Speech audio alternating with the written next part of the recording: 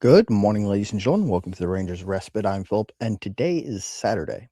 And that means that it is time for Lost Lantern Saturdays, which, if you don't know, is a thing because I really like the brand and I buy a lot of Lost Lantern, as you can tell.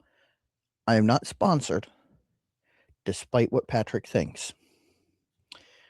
Really quick before we get into this, if you like these videos, you like what I do, you'd like to see more, and you'd like to support this channel in a more concrete method than just liking, commenting, and subscribing, which do help me a whole lot, probably more than you really know. I'm selling these ballpoint twist pens and rollerball pens on Etsy. These are made from Quercus robert French oak. They came from a barrel stave. That barrel held cognac for 45 years before being used to finish a peated American single malt in the Pacific Northwest. With all of that out of the way, ladies and gentlemen, we're talking about a special 5th anniversary Lost Lantern release from Ironroot Republic. This is their double barrel bourbon. One of 200 bottles total. It's 2025 single cask number 13. It is bottled at 54% alcohol by volume or 108 proof. It is distilled from a mash of 60% yellow dent corn, 30% bloody butcher corn, 5% Floriani flint corn, and 5% Elban rye. It's aged 3 years in a 65-gallon new oak barrel and then rebarreled for 1 year in an identical cask. So, that sparks kind of a debate. So, everybody knows that when you take a barrel of bourbon, you decant it, you put it in, say, a port cask, a sherry cask, table wine, maple syrup, honey cask, or perhaps an ex-peated Scotch cask. That's finishing. If you put it in a toasted barrel afterwards, that's finishing. It's not a new charred oak barrel. It's toasted. But when you put it in a second new charred oak barrel, is that finishing or is it just more age? That's a good question, and I don't have an answer for that because it's one of those things that TTB hasn't given a clear, concise answer on whenever they've been asked. And distillers seem to be of two minds about it. Some believe that it is finishing, some don't. And ultimately, I don't think it really matters. It's just a, fun thing to think about. But let's talk about this specifically. That is a nice, rich, coppery color on the nose. It is surprisingly fruity and floral. There's like a bright berry note, some sort of an interesting like have you ever had high chews? Like they've been around longer than Starburst, but a lot of people think of them as Starburst knockoffs. They start off harder than Starburst, and as you like hold them in your mouth and kind of crunch on them, they soften and become gooey and chewy. And there's a note on this that's like the mixed berry high chews. And there's some caramel in there, some wildflowers, some multiflora, rose, and like daffodils. Surprisingly, not as much barrel char as you might expect.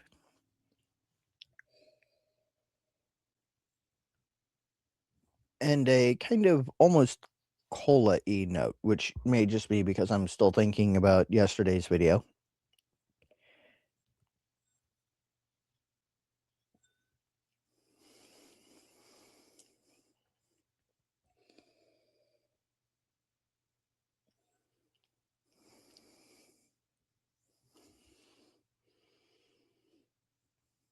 Hmm.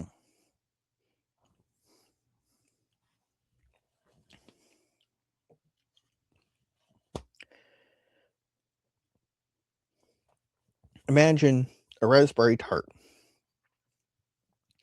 with like a drizzle of chocolate over top. Not like a drizzling of like Hershey's chocolate syrup, but like if you melted like Lind or Lindor, like 60% cocoa, and threw in a little bit of like oil or something to keep it from solidifying at room temperature, like that. That's like the first big flavors that you get, and it's followed by some like light honeyed notes.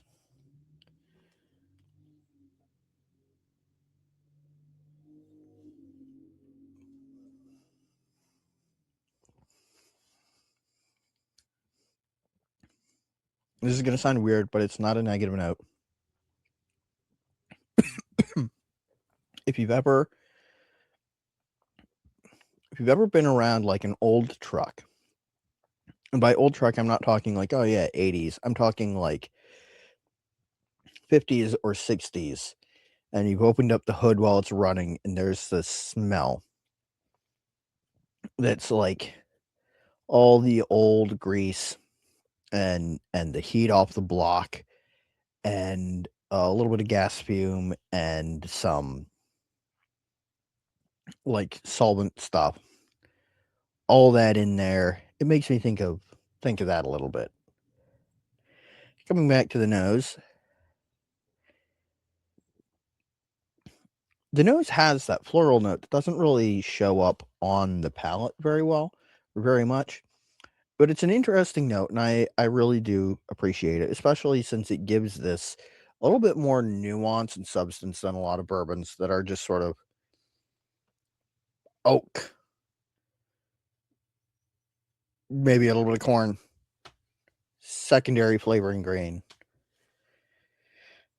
But this is only 5% rye. This is a 95.5 bourbon.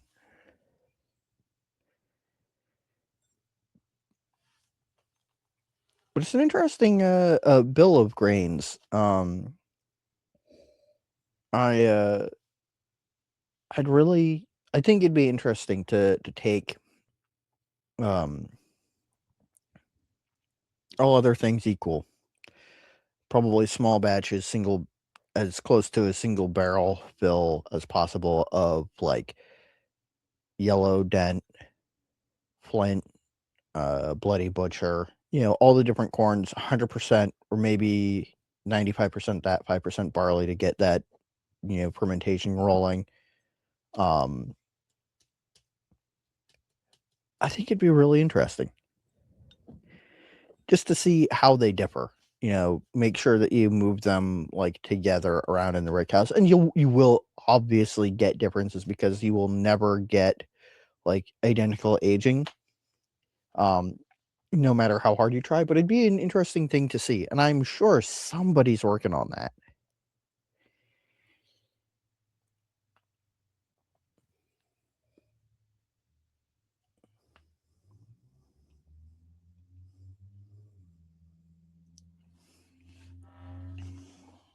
Mm. Chocolate raspberry tart makes me a little bit hungry, weirdly.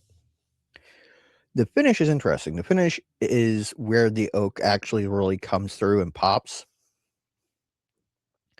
because just the beginning of the finish, you get that like pop of barrel tannins and um like caramel and like raw Madagascar vanilla. Like if you took a vanilla bean pod, put a knife on it and went zip, and then licked the stuff that came out. That sort of like bitter vanilla flavor.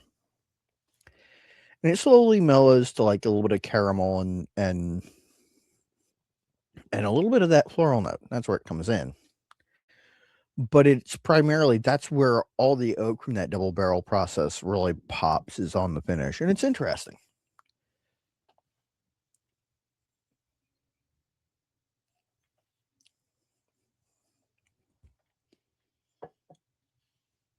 And at 54%, 108 proof, it's right in the sweet spot for bourbon where it's not like overpoweringly proofy, but it's still got plenty of substance.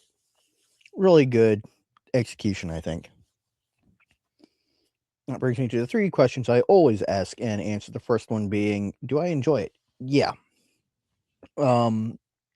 This is probably one of my favorite bourbons on my shelf at the moment, which should tell you something because I have a lot of bourbon and it's not my favorite spirit, if that makes sense. Um, Second question, do I think it's a good value? I don't remember exactly how much I paid for this, and for whatever reason, I couldn't get the Lost Lantern page to load, which is 100% just my network being yeah. But I believe that this was around $100. And for the money, yeah, I'd say it's worth it. Maybe a little bit rich for some people, and maybe it's a little bit much for a fairly young, roughly 4-year Texas bourbon, but I really enjoy it, and I think I got my money's worth, and I haven't finished the bottle yet. So there is that. And the third and final question is, do I recommend it? Yeah. I think this is an excellent execution of a double barrel bourbon. I think that it is a good example of Texas bourbon that is not overly oaky, that isn't the Garrison Brothers Texas style that, you know, other distilleries have chosen to sort of ape, uh, where you are basically doubling down on the bitter oak tannins and as much proof as possible. I think this is an excellent execution of a very well balanced, interesting bourbon with an interesting grain bill, and I think that that makes it worth every penny. And I think that means that it's something that I think people should try if they have the opportunity to. This is a special 5th anniversary release, so I don't know if it's still available, but if it is, you should definitely find some. Okay, I think that I've covered everything that I need to cover. Next week, I don't know, I'll do the Santan bourbon. And until then, oh, before I forget, Monday, blind sample swap sample number 4, blind sample swap series 1 with off topic whiskey, Randall, sample number 4. And then Monday after that, I've got to arrange, to see if we can do a recording together to get a fun video with him. By the way, if you're subscribed to me and you're not subscribed to Randall, first of all, how did you find me without finding him first? Because he's way bigger. Second of all, you should go subscribe to him because genuinely fantastic guy, fantastic videos, all that. Wednesday is going to be the Belmont Farm single malt review that I've been sitting on. And also Wednesday night, the 15th, the final round of the 2026 Blind Sample Showdown, kind of a season 3 of the Blind Sample Showdown, kind of a big deal for me. I'm in the finals. I'm going up against Bourbon Vixen. You guys will get to see me finally lose. I'm still aiming for 0 total points. Cheer for me for that. And Friday is going to be a review that I haven't decided on yet. So, all that out of the way, ladies and gentlemen, thank you all for tuning in. As always, it's been a pleasure to yak at you about whiskey. Until next time, stay happy, stay geeks. Sláinte.